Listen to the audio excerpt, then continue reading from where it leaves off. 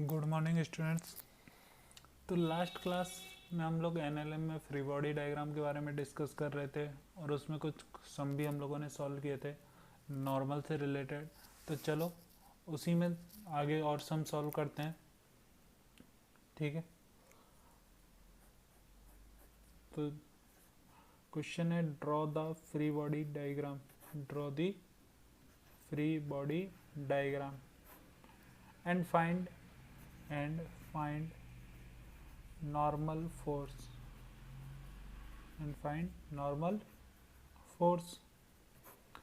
तो हम एक डायग्राम के बने कुछ इस टाइप में कि दो वॉल है, दो वॉल के बने, दोनों वॉल के बीच का एंगल कितना है 60 डिग्री। दोनों वॉल के बीच का एंगल कितना है 60। और यहाँ पर हम लोगों ने क्या कर दिया है, एक स्पेयर ऐसे रखा हुआ है, स्पेयर एक ऐसे रखा हुआ है, ये स्पेयर का सेंटर है, ठीक है। तो ये इस सरफेस से भी कांटेक्ट में और इस सरफेस से भी कांटेक्ट में है। तो ये दोनों सरफेस इस पर क्या लगाएंगे, नॉर्मल फोर्स अप्लाई करेंगे। दोनों सरफेस इस पर क्या अप्लाई करेंगे, नॉर्मल फोर्स, ठीक है।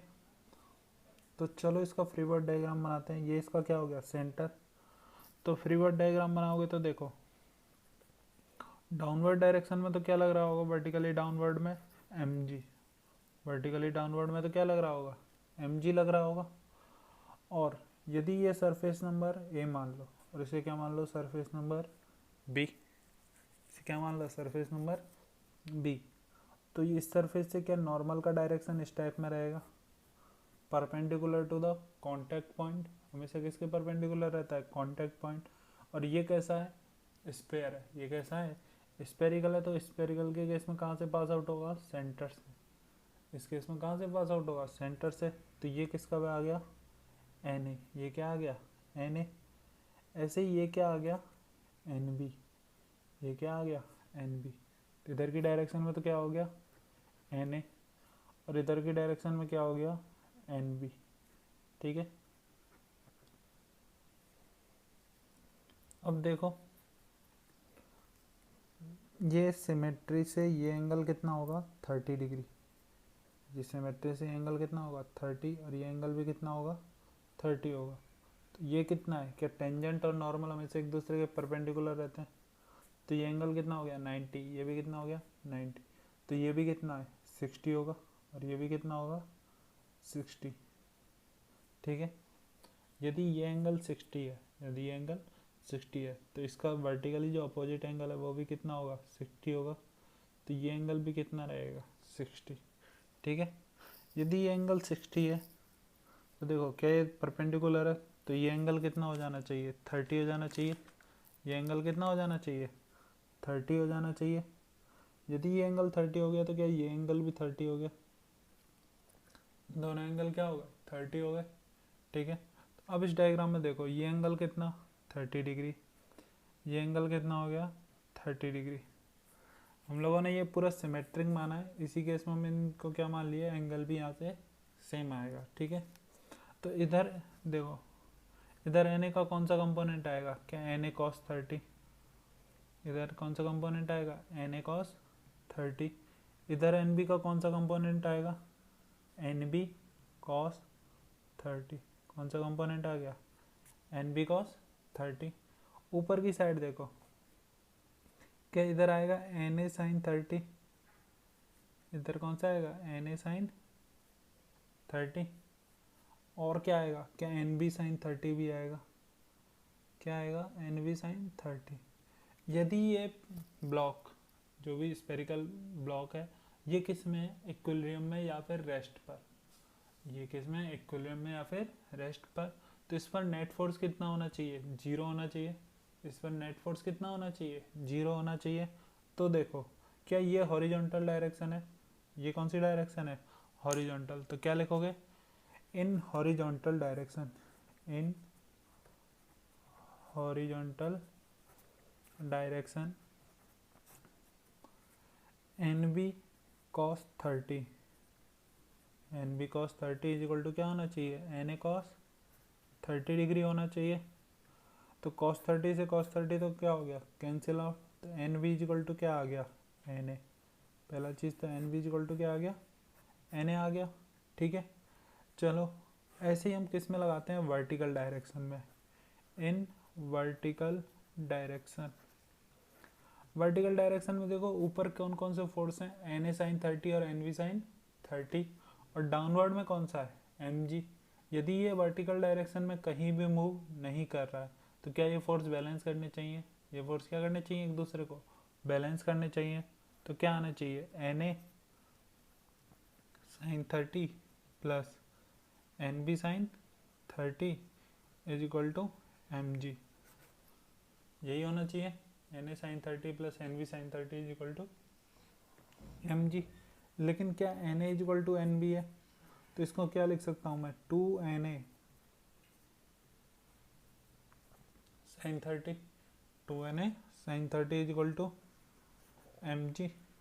क्या साइन 30 का वैल्यू कितना रहता है, साइन 30 का वैल्यू होता है 1/2, तो 2 N A into 1/2 is equal to M जी।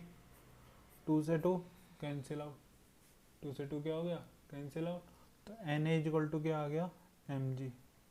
तो एन ए का वैल्यू कितना आ गया, एम जी। तो ये हमारा क्या हो गया, आंसर, ये हमारा क्या हो गया, आंसर हो गया इस क्वेश्चन के लिए। तो एन ए का वैल्यू कितना आ गया, एम जी।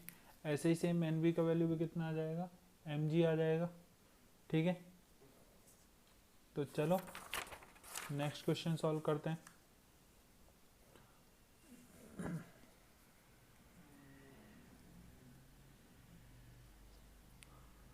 ठीक है, तो नेक्स्ट है ड्रॉ द,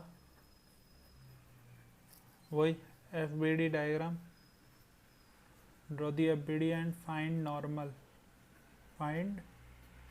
नॉर्मल फोर्स। तो इस केस में देखो हमें क्या गिवन है,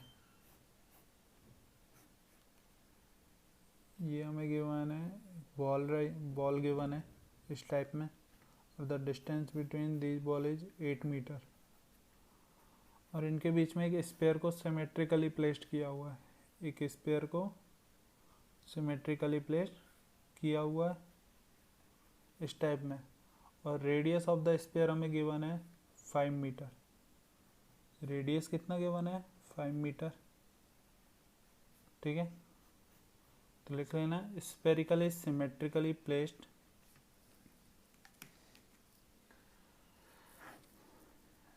sphere is symmetrically placed and radius is 5 metre. ये हमें गिवन है, sphere is symmetrically placed and radius is 5 metre. ठीक है, तो अब इस क्वेश्चन को एक बार सॉल्व करो और अपने से फ्री बॉडी डायग्राम बनाओ और नॉर्मल फोर्स फाइंड आउट करो कि कितना आंसर आना चाहिए। ठीक है, वीडियो को पॉज करो और एक बार अपने से सॉल्व करके देखो कितना आना चाहिए नॉर्मल फोर्स का वैल्यू। तो चलो जिन्होंने भी सॉल्व किया अब आंसर मैच करते हैं। ठीक है, तो यदि ये सिमेट्रिकली प्लेस्ड है, ये सिमेट्रिकली प्लेस्ड है, तो ये डिस्टेंस कितना होना चाहिए, क्या 4 मीटर। ये डिस्टेंस भी कितना होना चाहिए, 4 मीटर होना चाहिए। ये डिस्टेंस भी कितना होना चाहिए, 4 मीटर होना चाहिए। तो देखो ये डिस्टेंस कितना आ गया, 4। यदि ये 5 है, ये कितना है 5, और ये कितना है 4, तो ये कितना रह गया, क्या 3 मीटर। निकाल सकते हो क्योंकि 4 का स्क्वायर प्लस 3 का स्क्वायर इक्वल टू क्या आएगा, 5 का स्क्वायर आएगा। तो देखो ये ए पॉइंट है, ये पॉइंट ऑफ कॉन्टेक्ट क्या मान लिया ए, ये क्या मान लिया बी, ये क्या मान लिया बी। तो देखो क्या नॉर्मल ऐसे पास करेगा, नॉर्मल कहाँ से पास करेगा, सेंटर से पास करेगा। तो ये क्या हो गया एन बी, ये क्या हो गया एन बी। ऐसे ही सेम ये क्या हो गया एन ए। ठीक है, चलो अब एफबीडी बनाते हैं ब्लॉक का। ब्लॉक का मास है एम, ब्लॉक का मास कितना मान लो एम मान लो। तो डाउनवर्ड वर्टिकली में तो क्या लगेगा एम जी, वर्टिकली डाउनवर्ड में तो क्या लगेगा एम जी। इधर क्या आ गया एन ए, इधर क्या आ गया एन ए, और इधर क्या लग गया एन बी, इधर क्या लग गया, एन वी। ठीक है, अब देखो ये एंगल कितना है, क्या मैं यहाँ से निकाल सकता हूँ टेन थीटा। मैं क्या निकाल सकता हूँ, टेन थीटा। यदि एंगल मैं थीटा मान लेता हूँ तो tan theta is equal to क्या होता है, क्या परपेंडिकुलर अपॉन बेस। तो परपेंडिकुलर कितना है, 3, और बेस कितना है, 4। तो tan theta is equal to क्या हो गया, 3/4। तो थीटा इज इक्वल टू क्या आ गया, 37 डिग्री। थीटा का वैल्यू कितना आ गया, 37 डिग्री। तो देखो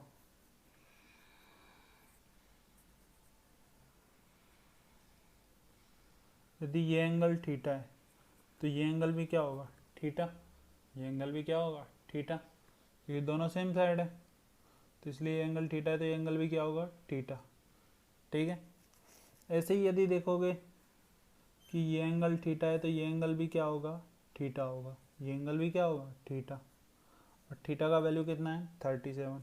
तो मैं क्या इधर एन ए कॉस 37, इधर क्या आ गया, एन ए कॉस 37, और इधर क्या आ जाएगा, एन बी कॉस 37 डिग्री। और इधर देखो इधर क्या आएगा, एन बी साइन 37, और इधर क्या आएगा, एन ए साइन 37। ठीक है, अब अगेन ब्लॉक किस में है, स्पेरिकल ब्लॉक, इक्विलिब्रियम में। तो नेट फोर्स क्या होने चाहिए, बैलेंस होने चाहिए। नेट फोर्स क्या होने चाहिए, बैलेंस होने चाहिए। तो देखो क्या हॉरिजॉन्टल में फोर्स बैलेंस होने चाहिए, और एक किस डायरेक्शन में होने चाहिए, वर्टिकल डायरेक्शन में। तो लिखो in horizontal direction, in horizontal direction, in horizontal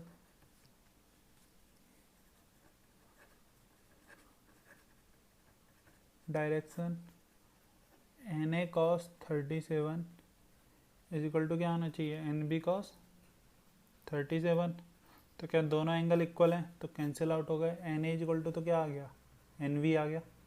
N A is equal to क्या आ गया, एन वी। ऐसे ही सेम वर्टिकल डायरेक्शन में फोर्स बैलेंस होने चाहिए, इन वर्टिकल डायरेक्शन। तो वर्टिकल डायरेक्शन में क्या दिया हुआ है, एम जी दिया हुआ है डाउनवर्ड में, और अपवर्ड में क्या दिया हुआ है, N A sine 37 plus N B sine 37। लेकिन N A is equal to क्या आ गया, एन वी आ गया। N A is equal to क्या आ गया, एन वी आ गया।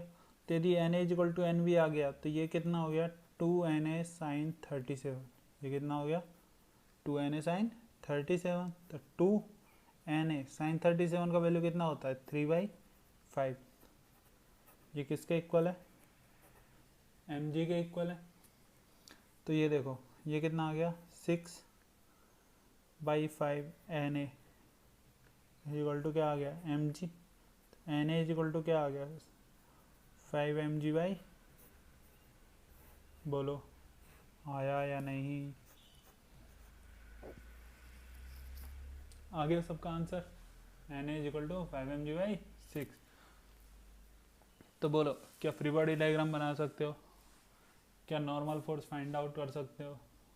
जब भी इक्विलिब्रियम में गिवन होगा नेट फोर्स हॉरिजॉन्टल वर्टिकल जिस भी डायरेक्शन में गिवन हो उसमें क्या मान लो, 0 मान लो। उसकी वजह से जो भी अननोन है वो क्या फाइंड आउट हो जाएगा। तो बताओ यहाँ तक बात समझ में आया। यदि यहाँ तक बात समझ में आ गया तो अब हम नेक्स्ट, ये तो कौन सा था, पहला कांटेक्ट फोर्स कौन सा, नॉर्मल। तो हम नेक्स्ट कांटेक्ट फोर्स पे बढ़ते हैं जिसका नाम क्या है, टेंशन।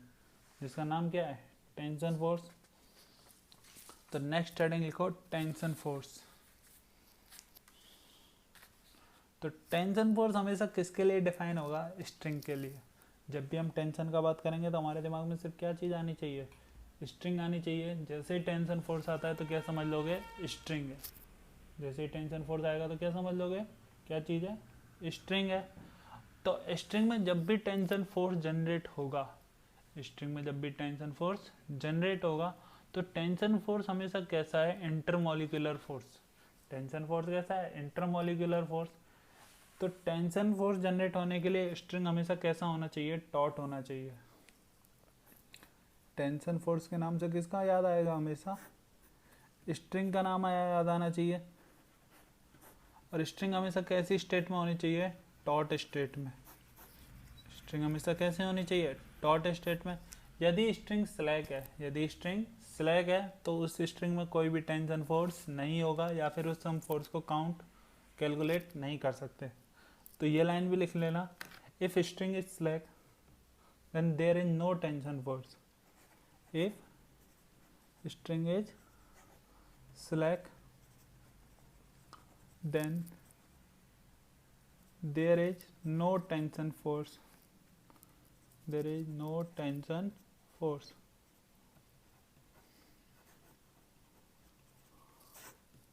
ठीक है, क्या ये बात समझ में आ गया? अब देखो सबसे इम्पोर्टेंट चीज़ क्या है, स्ट्रिंग भी हम दो टाइप की इसमें काउंट करते हैं, एक तो मासलेस और एक मैसिव रोप। एक तो मासलेस काउंट करेंगे और एक कैसा स्ट्रिंग काउंट करेंगे, मास, जिसका मैसिव मास गिवन होगा कि स्ट्रिंग का मास 2 kg है, 5 kg है।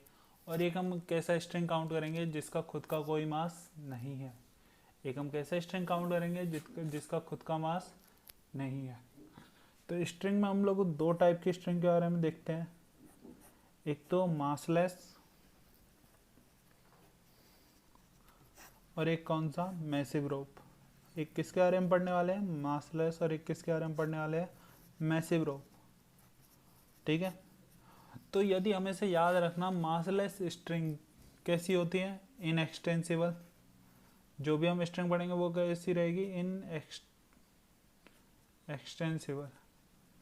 स्ट्रिंग कैसी रहेगी, हमेशा इनएक्सटेंसिबल रहेगी, और हमेशा कैसी रहेगी, टॉट रहेगी।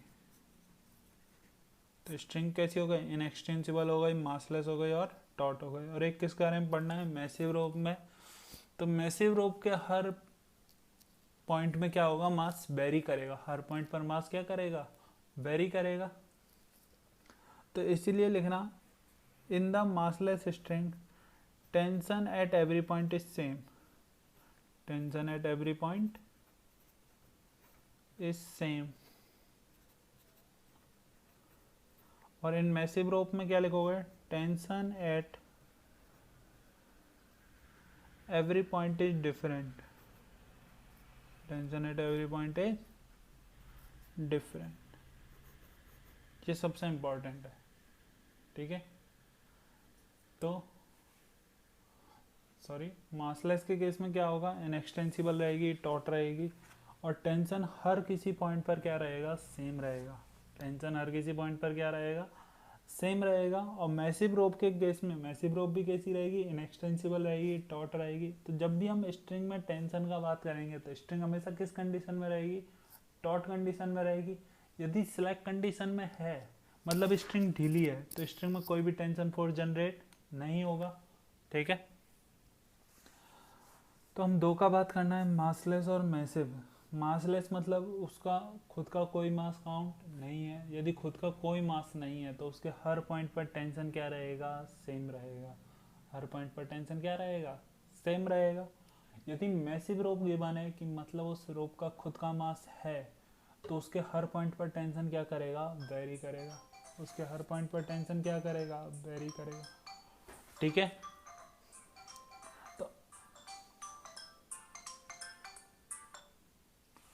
ठीक है, तो टेंशन हर पॉइंट पर क्या करेगा, वेरी करेगा स्ट्रिंग के केस में। अब हम बात करते हैं कि यदि स्ट्रिंग में टेंशन जनरेट कैसे होगा।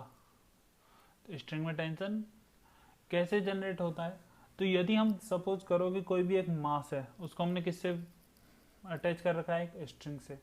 तो जैसे ही हम उस पर क्या लगाएंगे, फोर्स अप्लाई करेंगे, स्ट्रिंग पर हम क्या करेंगे, फोर्स अप्लाई करेंगे, तो वो स्ट्रिंग क्या सी हो जाएगी, टाइट हो जाएगी। स्ट्रिंग कैसी हो जाएगी, टाइट हो जाएगी। और स्ट्रिंग एक फोर्स जनरेट करेगी किस पर, मास पर। स्ट्रिंग एक फोर्स जनरेट करेगी किस पर, मास पर, या उस बॉडी पर फोर्स जनरेट करेगी। ठीक है, जो हमेशा क्या रहेगा, अवे फ्रॉम द बॉडी रहेगा। उस फोर्स का डायरेक्शन हमेशा क्या रहेगा, अवे फ्रॉम द बॉडी। तो सपोज करो एक बॉडी को, किसी को भी एक स्ट्रिंग से बांधा हुआ है। अब स्ट्रिंग पर हम लोगों ने कुछ भी फोर्स लगाया, या स्ट्रिंग को हम खींचना चाह रहे हैं, तो क्या करेगी स्ट्रिंग, उस बॉडी पर हमेशा एक फोर्स अप्लाई करेगी। जो फोर्स क्या कहलाएगा, टेंशन फोर्स कहलाएगा। जो फोर्स क्या कहलाएगा, टेंशन फोर्स कहलाएगा। और जो हमेशा क्या रहेगा, उसका direction away from the body, उसका डायरेक्शन हमेशा क्या रहेगा, अवे फ्रॉम द बॉडी। और जो वही फोर्स हमेशा किसके अलोंग काम करेगा, अलोंग द स्ट्रिंग। वो फोर्स का डायरेक्शन कैसा रहेगा, हमेशा along the string and away from the body. उस फोर्स का डायरेक्शन क्या रहेगा, away from the body and along the string. तो ये लाइन नोट करो, ठीक है। When ever a string is, line क्या लिखोगे, when ever a string is pulled and made tight, when ever a string is pulled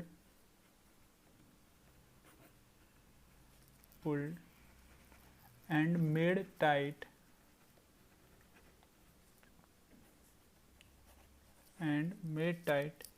it pulled on the body, it pulled on the body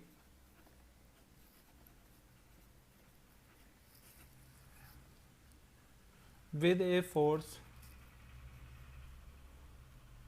T,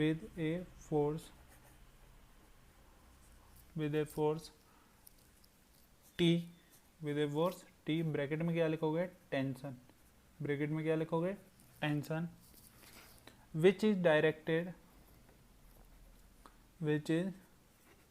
directed away from the body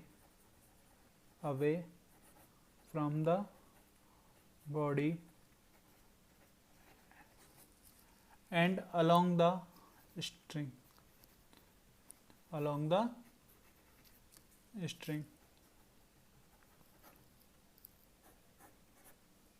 तो line note करना, when ever a string is pulled and made tight it pulled on the body with a force T, जिसे हम क्या बोलेंगे, tension बोलेंगे।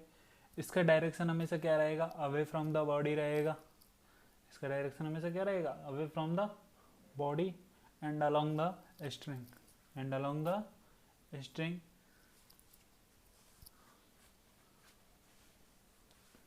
ठीक है। अब इसमें क्या लिखोगे, नेक्स्ट लिखो इम्पोर्टेंट पॉइंट्स,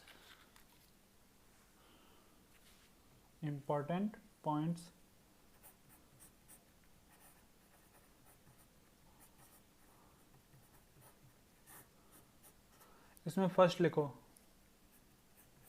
इसमें फर्स्ट नोट करो, डायरेक्शन ऑफ टेंशन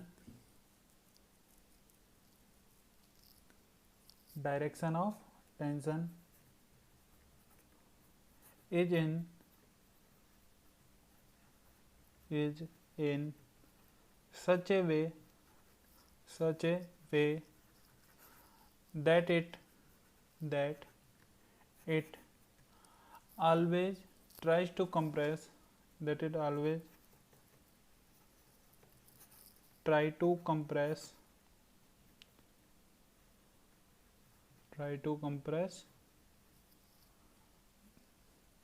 स्ट्रिंग।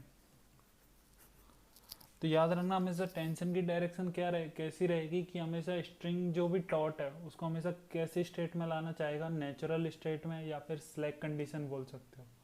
तो हमेशा याद रखना, direction of tension in such a way that it always try to compress string. और कंप्रेस का मतलब क्या है कि जब ये टॉट कंडीशन में है तो हमेशा इसको नेचुरल कंडीशन में या फिर स्लैक स्टेट में लाने का ट्राई करेगा। तो हमें उससे क्या पता चल जाएगी, टेंशन की डायरेक्शन पता चलेगी। इसका सेकंड पॉइंट लिखना, the tension which we mark, the tension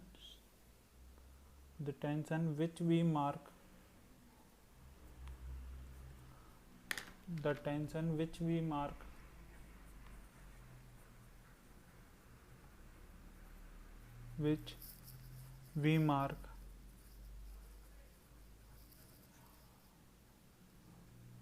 is actually the force on the body,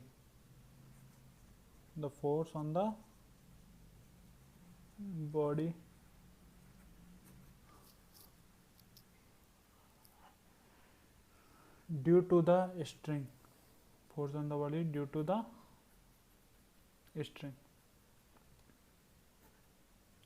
तो याद रखना जो टेंशन हम मार्क करते हैं किस पर, स्ट्रिंग पर, हम हमेशा टेंशन फोर्स किस पर मार्क करते हैं, स्ट्रिंग पर मार्क करते हैं। लेकिन वो रियल में फोर्स किस पर होता है, बॉडी पर। रियल में फोर्स किस पर होता है, बॉडी पर। किसकी वजह से, स्ट्रिंग की वजह से, नॉट ऑन द स्ट्रिंग।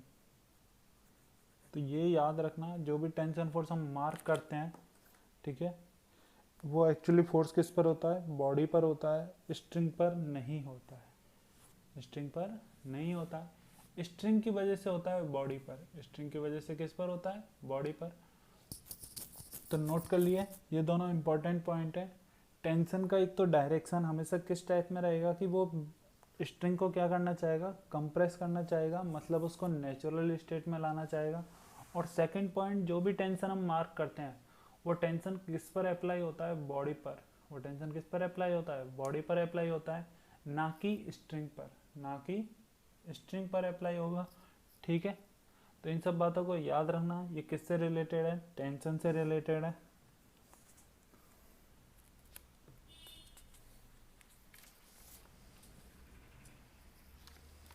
चलो एक दो चीज़ें, एक क्वेश्चन करते हैं, उससे जो भी डेफिनेशन हम लिखे हैं, जो भी डायरेक्शन के बारे में हम जाने हैं, उन सबको देखते हैं कैसे सही है। ठीक है, तो चलो एक क्वेश्चन लिखो। ये सीलिंग है, यहाँ से एक स्ट्रिंग गिवन है मासलेस। स्ट्रिंग कैसी है, मासलेस। तो यदि हमें स्ट्रिंग हमेशा क्वेश्चन में गिवन होगा कि स्ट्रिंग, यदि स्ट्रिंग का मास गिवन नहीं है तो हमेशा क्या कंसिडर करोगे, स्ट्रिंग कैसी है, मासलेस।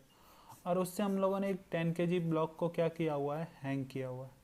10 kg के ब्लॉक को क्या किया हुआ है, हैंग किया हुआ है। ठीक है, तो हमें क्या फाइंड आउट करना है, टेंशन, फाइंड द टेंशन। ठीक है, अब ये ब्लॉक किस में है, इक्विलिब्रियम में है, या रेस्ट पर मान सकते हो। ये ब्लॉक किस में है, इक्विलिब्रियम स्टेट में है।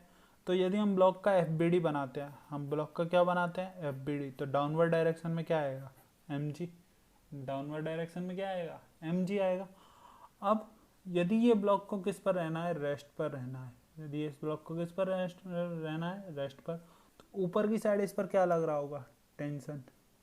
ऊपर की साइड इस पर क्या लग रहा होगा, टेंशन। ठीक है, तो ये दोनों किसके इक्वल हो जाएंगे, T is equal to M G. और हमारा आंसर क्या आ गया, 100 न्यूटन। हमारा आंसर क्या आ गया, 100 न्यूटन। लेकिन हमारा क्वेश्चन ये नहीं है, हमारा क्वेश्चन टेंशन फाइंड आउट करना नहीं है। हमारा क्वेश्चन है कि इससे हम कैसे, हम हमारे डेफिनेशन को जस्टिफाई करते हैं, डायरेक्शन हम कैसे फाइंड आउट करते हैं। तो चलो एक बार डेफिनेशन दोबारा से पढ़ते हैं। तो डेफिनेशन में क्या दिया हुआ था, when ever a string is pulled, एक स्ट्रिंग जब भी क्या होगी, खिंचेगी, एंड मेड टाइट। तो बताओ क्या एम की वजह से ये स्ट्रिंग टाइट होगी, एम की वजह से ये क्या हो जाएगी, स्ट्रिंग टाइट हो जाएगी। इट पुल्ड ऑन ए, तो ये क्या करती है, it pulled on the body with a force T. ये उस बॉडी पर क्या अप्लाई करती है, फोर्स अप्लाई करती है, कितना, टी। तो जैसे ही ये स्ट्रिंग खींची, इसने इस बॉडी पर क्या फोर्स अप्लाई किया, टी अप्लाई किया। इसने इस बॉडी पर क्या फोर्स अप्लाई किया, टी अप्लाई किया।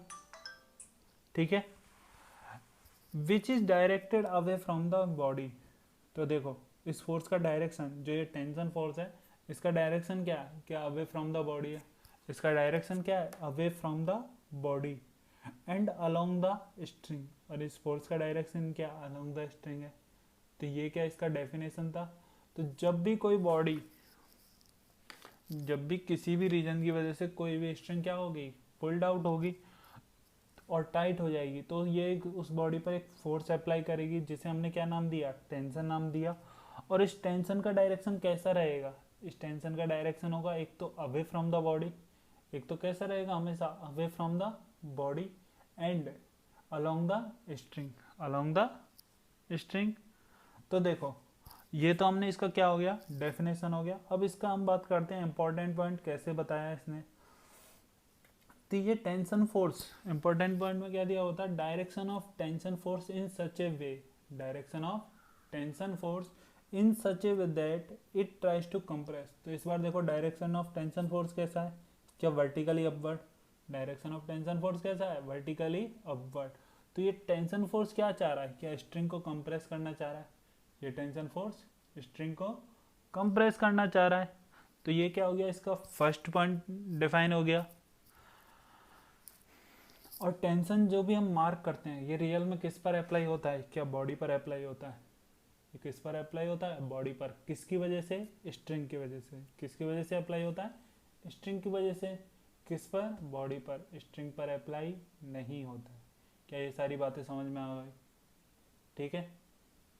तो चलो इसके बाद अगले क्वेश्चन नेक्स्ट क्लास में डिस्कस करेंगे।